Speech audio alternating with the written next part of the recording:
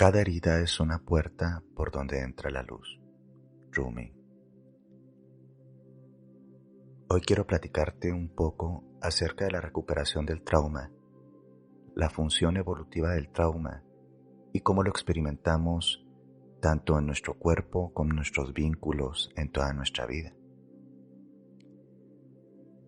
Las cosas que nos acontecen y cómo las sufrimos, las padecemos, nos conflictúan, tienen un sentido que puede ser llamado evolutivo.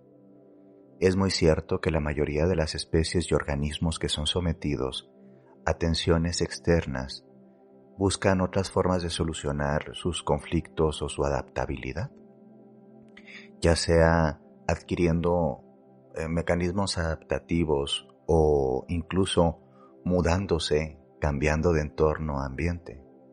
Algunas de estas ideas pueden ser un tanto generales, pero creo que pueden ser útiles para trabajar nuestro proceso de trauma, dolor y sufrimiento. Para empezar, me gustaría retomar esta frase de Rumi y hablar de cómo a través de estas palabras tan sabias podemos enraizarnos en el proceso evolutivo de la herida y el trauma. A nivel físico, el traumatismo generalmente genera sufrimiento, dolor físico y evidentemente disfunción orgánica. A nivel psíquico, espiritual, emocional, es de la misma naturaleza. Como es arriba es abajo, como es dentro es fuera. Todo lo que nos provoca sufrimiento, haya sido de forma consciente o inconsciente, puede ser almacenado como un pequeño o gran trauma, es decir, un dolor, sufrimiento y una ruptura del equilibrio en el organismo a nivel psíquico, físico o incluso a niveles un tanto más sutiles. Las personas que han sido politraumatizadas a lo largo de su vida experimentan maneras muy neuróticas de adaptarse a la realidad, pero hasta en esa neuroticidad están buscando evolucionar. La evolución conlleva una adaptación continua a los entornos y a los efectos, vamos a decir, conflictivos o destructivos. Y cuando decimos es que está traumada o estoy traumado o quedó politraumatizada o tiene estrés postraumático y un montón de términos que se han puesto más de moda nombrarlos y fuera de los espacios clínicos, a veces estamos haciendo una elaboración un tanto simplista de la realidad. Quiero decirte que ante todo, la mayoría de los traumas que tú has transitado no son tu responsabilidad y no son tu culpa. Sin embargo, los procesos de responsabilidad y culpa casi siempre son parte del trauma, es decir, nos hacemos responsables y culpables, mayoritariamente culpables, de sentirnos como nos sentimos, como si nos hubiésemos ganado este dolor, ya sea que venga de un trauma sexual, de un trauma afectivo emocional, de un trauma económico, de un trauma laboral, de un trauma académico, pero siempre nos estamos sintiendo culpables, porque uno de los componentes neurotizadores del trauma a nivel psíquico, pues es la culpa, el creer cíclicamente que nosotros somos los culpables de lo que nos ha pasado. Ojalá nada más lo percibiéramos como siendo responsables de lo que nos pasa para poder hacer una modificación de lo mismo. Sin embargo, no es a través de la responsabilidad del vínculo con el trauma. Mayormente es a través de la culpa, ¿sí? Y de la vergüenza. Entonces, abordemos esto desde aquí. Para empezar a caminar hacia la recuperación del trauma, es importante entender que vamos a estar percibiendo continuamente la culpa y la vergüenza de lo sucedido, como si fuéramos culpables de todo esto, o como de alguna forma mágica nos mereciéramos eso malo que nos sucedió. Sea a cualquier nivel y a cualquier edad, porque aquí hay un punto re interesante. El trauma no es únicamente un proceso de dolor psíquico y una serie de cogniciones. El trauma es una desconectividad primaria, una desconexión primaria con nuestro cuerpo y con la capacidad de disfrutar y de estar en sintonía con la vida. Es decir, cada trauma que se suma a nuestra experiencia es una desconectividad un poquito más profunda, un poquito más profunda, un poquito más dolorosa respecto a nosotros, la vida y el mundo. Porque el componente principal de la mayoría de los traumatismos es el miedo. Y el miedo tiende a ser desconectivo, ya sea que hace huir a los organismos, los paraliza o los deja en estados semicatatónicos. Vemos, por ejemplo, las respuestas en la conducta animal cuando ellos tienen miedo. Y generalmente con el miedo los vemos aislados, ariscos, asustados, claro está, e incluso violentos, reactivos y peligrosos. Nosotros somos parte también de la vida y del proceso evolutivo de este planeta, y nosotros también tenemos estas reacciones básicas para confrontar el miedo, el trauma, el dolor, la culpa, la vergüenza. Lo primero que te podría recomendar, si es que es la palabra correcta, es empezar a detectar en tu propia historia de vida cuáles son los aspectos que consideras que más te han lastimado o traumatizado. Pueden ser pequeños o grandes acontecimientos. Hay gente que en sus narrativas encontrará que hubo abusos, golpes, omisiones de cuidado, burlas, humillaciones, bullying, violencias y cosas que podríamos considerar muy bárbaras, muy crueles, muy destructivas. Pero hay otras personas que no encuentran específicamente aspectos tan agudos del dolor, o vamos a decir orígenes tan agudos del dolor.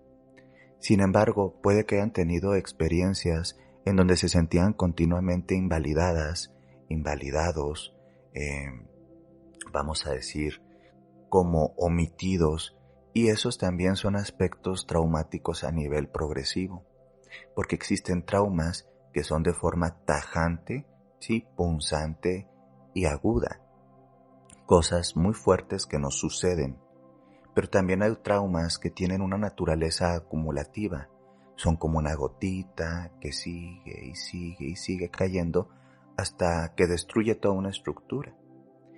En cualquiera de los casos, te quiero decir, son válidos. O sea, no tendríamos por qué empezar a dimensionar y a comparar nuestros dolores con gente que la ha ido peor en el mundo, o con gente que ha sido muy afortunada, porque tú como organismo eres quien ha recibido estos procesos traumáticos desconectivos. La función del trauma a nivel un poquito más evolutivo es orillar al organismo a buscar situaciones adaptativas mucho más bonitas, placenteras, sanas, homeostáticas para estar y ser en el mundo. Lo que pasa es que cuando no encontramos cómo adaptarnos a estas nuevas modalidades de vida, desarrollamos adaptabilidad neurótica. Por ejemplo, una persona traumatizada por ser un niño violentado o una niña violentada durante muchos años puede crecer con, y no estoy diciendo que todos, pero es una posibilidad, puede crecer y transformarse en un adulto profundamente replicador de las violencias. Es decir, a través de su trauma no resuelto, está llevando ese infierno que vivió en la infancia a un infierno de la presencia, del presente, a sus nuevos vínculos.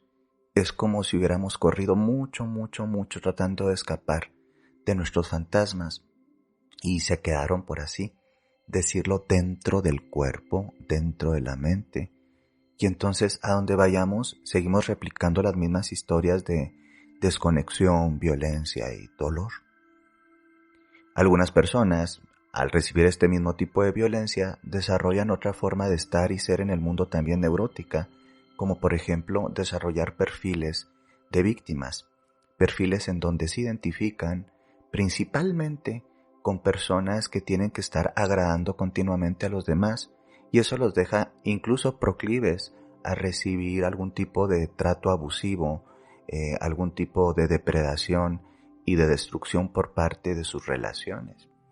Entonces, vamos a decir que en cualquiera de los dos, tanto la replicación directa de la violencia como la adquisición de un perfil de víctima o de una persona receptora de violencias, son adaptaciones neuróticas que vienen de la inconsciencia, del no darme cuenta, del no haber podido narrarme, entenderme, concientizarme y por lo tanto reensamblarme. Y este reensamblamiento o este proceso evolutivo de utilizar el dolor para no repetir historias que ya me han hecho sufrir, pues no puede llegar si las personas nunca nos cuestionamos, nos preguntamos, nos analizamos, sea ya esto en un contexto psicoterapéutico o sea incluso en un contexto de conocimiento personal. Hay muchas formas de atenderse, de cuidarse, de quererse, amarse, pero lo primero que tendríamos también que plantearnos por acá es que en muchos sentidos eso también es un privilegio dado por algunos contextos culturales y económicos. No todas las personas están sensibilizadas a estos temas y casi nadie fuimos educados en una pedagogía de la ternura, del autocuidado y de una dignificación de nuestras historias. Las hemos acumulado con vergüenza y con culpa, las hemos escondido por ahí en un cajoncito, por allá en el sótano, por allá donde yo no las vea y nadie más las vea y nadie se entere de las cosas que me han pasado. Pero para poder sanar, para poder trascender ese mecanismo adaptativo neurótico en cualquiera de sus formas, tengo que romper el silencio. Y romper el silencio puede ser a través de un grupo de apoyo, puede ser a través de la comunidad, puede ser a través de un psicoterapeuta, una terapeuta. Hay muchas formas, pero lo primero es aceptar, asumir, porque hasta que no hagas consciente lo inconsciente, a eso le llamarás destino y te someterá. Carl Jung. Y parece un simplismo, no lo es, tiene unos contextos, tiene unos sentidos súper profundos. Hasta que no hagamos esta conciencia plena ante nuestros ojos y podamos verbalizarlo para romper los primeros mecanismos desconectivos que son el silencio. Es decir, silencio el proceso porque el proceso me es doloroso, vergonzoso. Entonces, en los procesos de elaboración de culpa, de concientización de dolor, dignificamos nuestra historia y entendemos que la mayoría de las veces nosotros no fuimos responsables ni culpables de lo que nos sucedió. Incluso, ¿sí? Siendo adultos y más aún entendiendo si esto nos sucedió cuando fuimos niñitos, cuando fuimos niñitas, cuando éramos personas jóvenes, porque culpar a una víctima o a un receptor de violencias y dolor por lo que le sucedió es el camino justo de estarnos juzgando y de estarnos lastimando aún más. Es una doble victimización. Entonces, en el sentido de la plasticidad o cómo se va moviendo, ¿sí?, el trauma como un agente destructor de nuestra vida y desconectivo de nosotros ante el mundo y los demás, lo primero es asumir esto, verbalizarlo y entender y empezar a poquito, tratar de entender poquito a poquito, porque no es un de tajo. Esto se da en un proceso precisamente progresivo, en donde tú te reconoces como una persona que no eres culpable de esto y no debes de sentir vergüenza por lo que te sucedió. Haya sido muy grande, haya sido muy pequeño, haya sido con personas desconocidas o con personas muy cerca de ti, incluso tu familia. Porque uno de los grandes pilares que esconde el trauma son los tipos de fidelidad familiar y las fidelidades o lealtades con el silencio. Es como si yo abro esta pequeña o gran caja de Pandora, muchas personas se van a enojar conmigo porque van a decir que exagerado, que exagerada, eso no fue tan malo, hay gente que le va peor. Y entonces muchas veces conservamos el silencio también como un mecanismo para no ser expulsados de nuestra tribu, sea esta real o aguas, sea esta tribu también imaginaria, porque puede que ya ni siquiera tienes contacto con estas personas o con estas situaciones que provocaron dolor, con estos incidentes traumáticos y dolorosos. El trauma no únicamente nos desconecta de la posibilidad de habitar un cuerpo jubiloso, una mente lúcida y unos vínculos sanos. Nos desconecta también de nosotros mismos y nos vuelve como periféricos.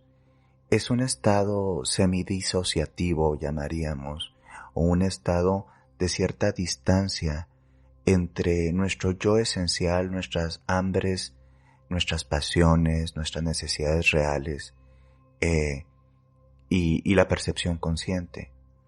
Entonces, el trauma tiene una función desconectiva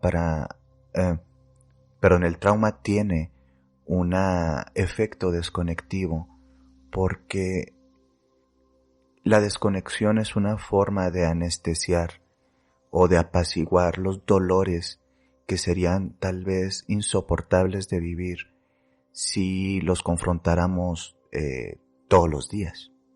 Entonces, como mecanismo defensivo, evidentemente destructivo a largo plazo, nos desconecta de mucho de nuestro ser esencial. Sin embargo, por un ratito nos sirve, vamos a decir que se nos hace cómodo entrar en ese tipo de desconectividad para poder tener, palabra clave, funcionalidad en el mundo, funcionalidad, funcionar, ya sea medio robóticamente, medio aplanadamente, pero funcionar en el mundo. Porque hay que hacer la escuela y hay que estudiar y hay que trabajar y hay que portarte bien. Entonces, todos esos deberes ser a cumplir, vamos a decir, nos exhortan de forma inconsciente a anestesiar, bloquear, desconectar verdades esenciales acerca de nuestra historia de vida que tendríamos en algún momento, cuando somos más conscientes, que trascender, que liberar, que sanar. Según muchos autores y autoras que trabajan modelos psicoterapéuticos un poco más cercanos al cuerpo, nos hablan de que el proceso sanador no únicamente es a nivel cognitivo-conductual, sino que tiene devenires neuroplásticos, ¿sí? Y psicofisiológicos más complejos. Es decir, que muchas de las heridas traumáticas y de los procesos destructivos se quedan almacenados en la memoria del cuerpo y que muchas veces nuestros cuerpos pueden ser los espacios de análisis adecuados cuando no sabemos cómo verbalizar o cómo poner palabras a las situaciones que hemos vivido o incluso no existe una memoria clara acerca de lo sucedido. Porque a veces sabemos que algo duele, pero no entendemos en qué parte. Y si no sabemos dónde está la herida, ¿cómo vamos a proceder a desinfectarla o incluso a curarla? Entonces, en estos saberes y en estas aplicaciones, el cuerpo funciona como una coraza neurótica que almacena información, claro está, mayoritariamente positiva y evolutiva, pero también traumática y degenerativa. Por ejemplo, los estados tensionales crónicos, los trastornos del sueño, ¿sí? Los trastornos alimenticios, la somatización, las reactividades exageradas del cuerpo, porque el cuerpo es un espacio de batalla en muchos sentidos, en donde están los ejércitos, por así decirlo, de nuestras creencias y de nuestras expectativas y de las expectativas del mundo y de la cultura y de la religión y de los géneros y bueno, es que el cuerpo es un espacio de lucha política, no únicamente como metáfora, sino como una realidad, como un facto continuo. Y en esas realidades se generan también muchos deterioros que podríamos llamar psicopolíticos, pero que están en el cuerpo. Por ejemplo, muchas personas habitan con traumatismo su cuerpo por todos los estereotipos de belleza y de tallas y de formas, y todo tiene, vamos a decir, una correlación con, con la política del ejercicio corporal y de la belleza, ¿no? Entonces, vamos a decir que un trauma se va complejizando y se va uniendo con otros traumas y se genera lo que llamaríamos un cuerpo traumatizado, un cuerpo desconectado, un cuerpo desapropiado. Y en el proceso uno se da cuenta que hay que exorcizar al cuerpo, sacar del cuerpo una serie de significaciones, pero también de sensaciones y de sentires. Las significaciones a nivel más de pensamiento y cognición quizás son más sencillas, en el sentido que hay procesos psicopedagógicos para renutrirse de fuentes, precisamente, más nutricias que me permitan tener una relectura del mundo, una forma de estar, sentir, percibir el mundo. Pero las heridas irracionales del cuerpo animal, del cuerpo amigo, del cuerpo enemigo, del cuerpo niño, de la cuerpa niña, son mucho más complejas, porque el cuerpo tiene una memoria de adaptabilidad y defensa extremadamente reactiva. Por ejemplo, en un tema muy así pavloviano, quienes estén un poquito identificados con este tema del condicionamiento, no les aburro, simplemente imagínense un perrito, ¿sí?, que se les pone unas croquetitas enfrente y cada vez que se le ponen las croquetitas enfrente se toca una campanilla. Y entonces el perrito asocia la comidita con el sonidito y empieza a salivar y digo, lo estoy poniendo muy chévere el experimento, pero el experimento fue bastante salvaje. Pero vamos a imaginárnoslo así. Y entonces pues siente su salivita y le da hambre y todo chévere, ¿no? Pues resulta y resalta que se le hace durante mucho tiempo esa repetición hasta que el estímulo del sonido y el estímulo del alimento quedan vinculados, ¿sí? Y tienen un aprendizaje significativo para el animal, ¿sí? Y es una asociación. Y dices, sí, pero pues eso es básicamente a domesticar o a amestrar un animal. No creas que somos tan diferentes nosotros. Los humanos somos animalitos también y estamos inmersos en toda esa realidad de los órdenes de los cuerpos, de los órdenes de la vida y de la biología. Pues resulta y resalta que en algún momento siguen poniendo la campanilla, pero ya no ponen la comida al perrito y el perrito sigue salivando, cual si fuera a recibir comida o incluso estuviera recibiendo comida. ¿Ya? Es decir, se quedó un estímulo asociado a un estímulo que para el perro era agradable. Vamos a verlo así de forma simplona, ¿sí? Pues nuestros cuerpos muchas veces y nuestras mentes más veces se quedan vinculados en esa misma lógica. Entonces, para algunas personas, pues no es la campanilla y la comida, pero vamos a decir que es la hora de comida.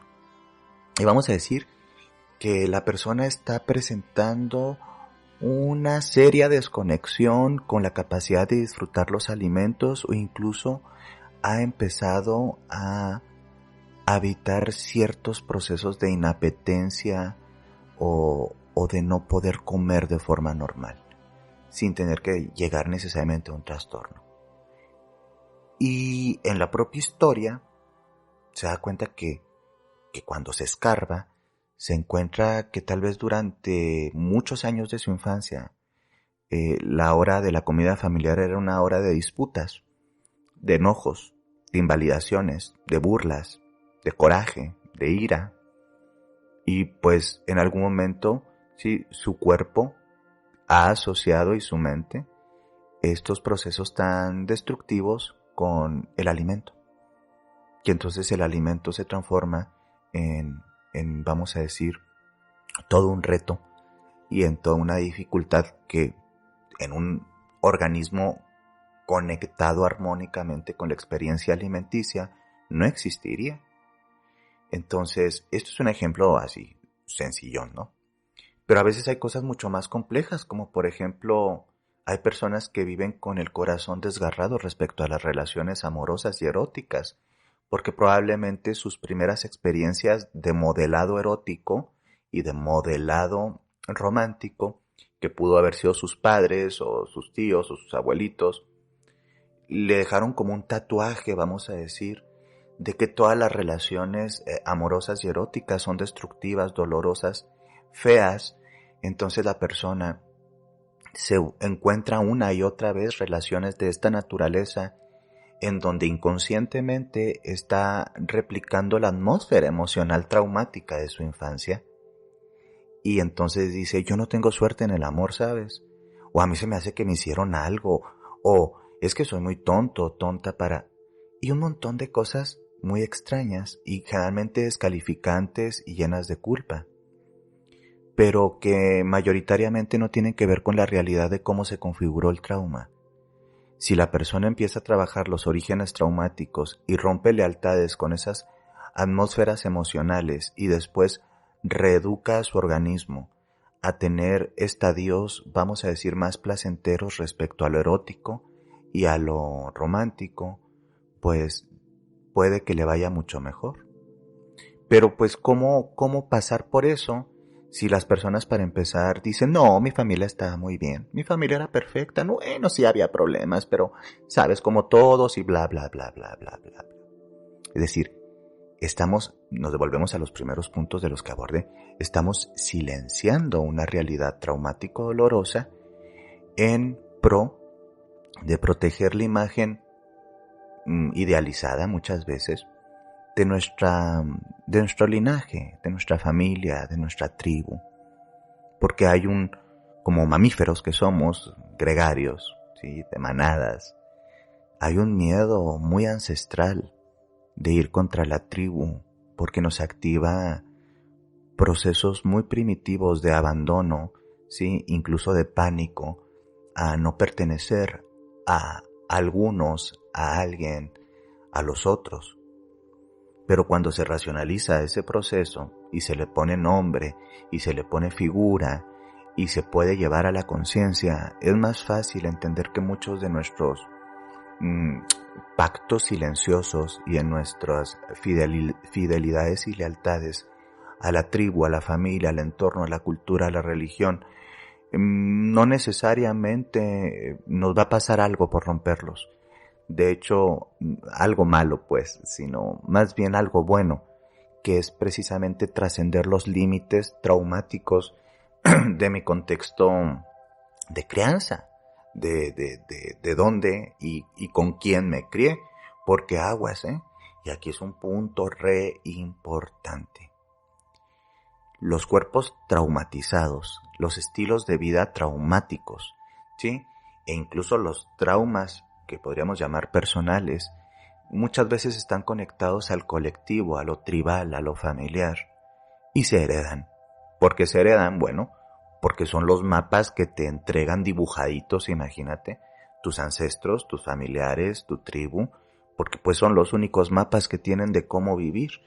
Son ese tipo de mapas, por ejemplo, con las personas que toda su familia dicen, pues que todos los hombres son unos tal por cual, o todas las mujeres son unos tal por cual, o que el mundo no hay amistades verdaderas, o que la gente esencialmente es mala, o que el mundo es una porquería y es peligroso, y entonces esa narrativa del mundo configura parte también de tus traumas como persona adulto, y uno dice, es que yo soy así, yo así pienso, y uno se tendría que parar a pensar un rato, ¿yo por qué pienso así? ¿Y yo por qué siento así?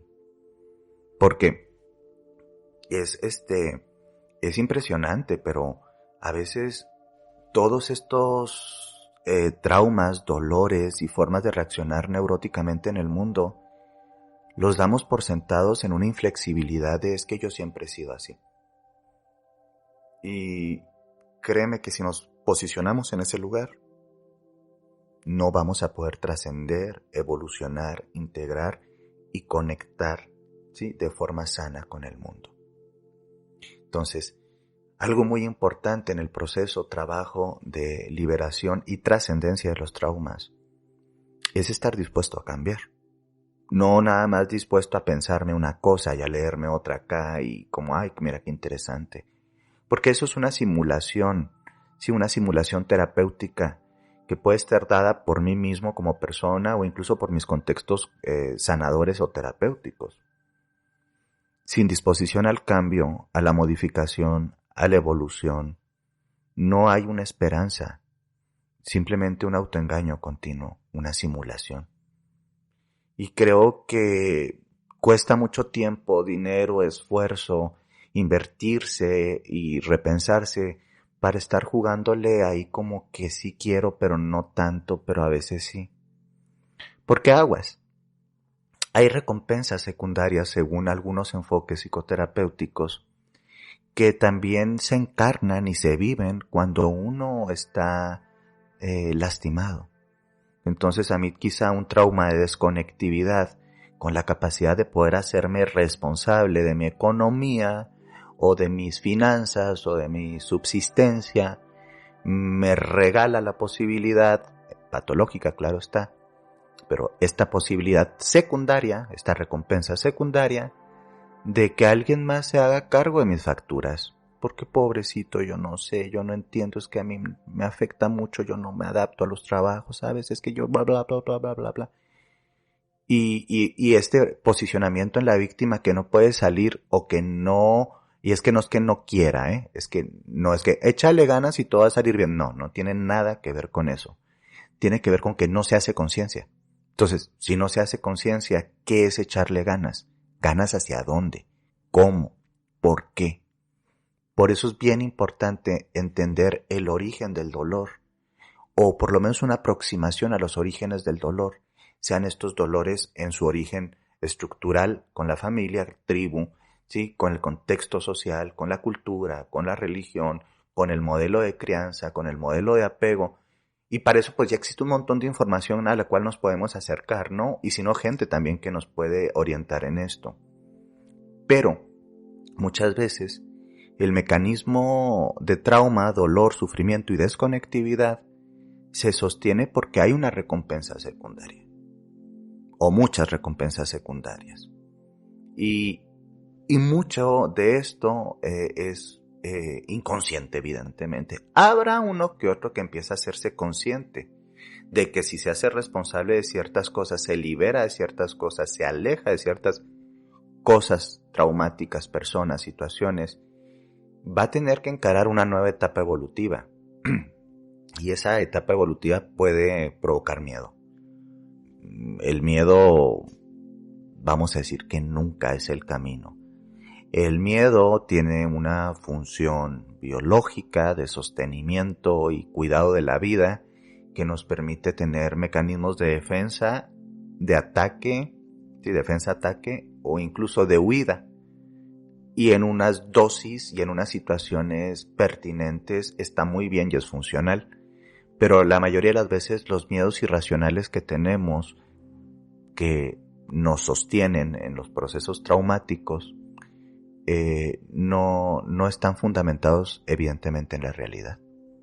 Son cuentitos que nos contamos porque nos da miedo curarnos. Porque después de curarnos no sabemos qué va a pasar con nosotros. Porque estamos tan acostumbrados a vernos y sentirnos enfermos emocional, física, y espiritualmente, que ni siquiera nos podemos imaginar qué es levantarse sano un día. Eso pasa sobre todo cuando hay personas que hacen su viaje de conectividad con el mundo, rompen con muchos pactos y muchos patrones y conductas y actuares y feedbacks con el mundo, o sea, están trabajándose a muchos niveles porque no se trabaja esto a un solo nivel. Y de pronto un día se despiertan y no sienten ansiedad. O sea, el síntoma no aparece. O sea, se empieza a generar el síntoma, se empieza a generar un cambio real y el síntoma empieza a desaparecer. Y entonces la gente dice, yo nunca me había sentido así. Y provoca miedo. Claro que provoca miedo. Y pues ahora que no hay ansiedad no me puedo justificar en un montón de cosas. Y ahora cómo le digo que no voy a ir a tal fiesta por mi ansiedad si ya no tengo ansiedad. O sea, ¿cómo decir ahora que no quiero sin tener que poner por encima la sintomatología que me aquejaba? ¿Me explico? Y aunque parece un simplismo, es muy difícil y quizá las personas que me están escuchando, y sé que hay muchas que han y se están trabajando y se siguen trabajando y seguimos ahí en el camino muchos. Cuando se empiezan a ir tus síntomas se van miedos, pero aparecen unos nuevos retos. Y por eso muchas veces también dices, híjole, es como también cuando las personas se dan cuenta que no van a poder liberarse del traumatismo mientras sigan en matrimonios destructivos, malsanos. Y su sanación representa en muchos sentidos también tomar nuevas decisiones, quizá irse de ahí y rescatarse o salvarse, o incluso salvar a sus hijos. Y se abre un camino nuevo, sí, enfrente, pero también es atemorizante porque hasta la enfermedad y la disfunción y el trauma dan cierta estructura de control y orden en su caos. Y esto es como lo fascinante de nuestra naturaleza evolutiva y la complejidad humana, ¿no? Que no se trata de échale ganas y vas a estar muy bien y mira que qué bonito está todo y que piensa positivo. No caigamos en esos simplismos, que lindos como post de las redes sociales o algo por el estilo, pero como realidades y como posibilidades tienden también a ser un tanto crueles con las personas que están teniendo sus batallas, que están teniendo sus danzas y que están tendiéndose puentes hacia la libertad. En la segunda parte de este material, que es voy a platicarles de la identificación de las heridas típicas de la infancia y sus afectaciones en nuestros vínculos como adultos. Entendiendo esta primer parte y los aspectos traumáticos, cómo se establecen, cómo pueden ser procesos evolutivos, cómo estos procesos evolutivos tienen resistencia, cómo el trauma no únicamente se habita en la memoria, ¿sí? a nivel de narrativas, cogniciones y asociaciones, sino también en la memoria de los cuerpos y de cómo se puede somatizar, ¿sí? a través de tensiones, ulceraciones y un montón de desequilibrios, porque ahí también están las claves. O sea, viendo las fallas podemos encontrar, sí, los aciertos. Entendiendo el síntoma en muchos sentidos, podemos empezar a investigar acerca de los orígenes del mismo y por lo tanto de los cuidados paliativos momentáneos en lo que hacemos ajustes. Por ejemplo, si tu síntoma directo que viene asociado a los traumas son desdobles de ansiedad, pues es evidente que mientras son peras o manzanas, decimos acá, y estás trabajándote, vas a empezar a reducir síntomas ansiosos y conductas que incrementan tu posibilidad de sentir y experimentar la ansiedad. Es decir, mientras me estoy profundizando, hago cambios un poco superficiales, que no son por eso menos importantes, para poder hacerme el camino menos aparatoso, menos conflictivo, más amoroso. Entonces, en esta segunda parte vamos a observar las heridas emocionales asociadas generalmente a la etapa infantil que nos hacen tendientes al desarrollo de disfunciones, de malos vínculos y de estilos de apego que pueden ser muy destructivos. ¿Para qué nos sirve esto? Bueno, nos sirve simplemente para entender, ponerle nombre y apellido y por lo tanto saber desde ese nombre y apellido cómo se puede modificar tal o cual cosa, porque si no sé dónde está la herida, hacia dónde me dirijo con la curación. Y me gustaría cerrar con la frase que entramos. Recordemos que cada herida es una puerta por donde entra la luz.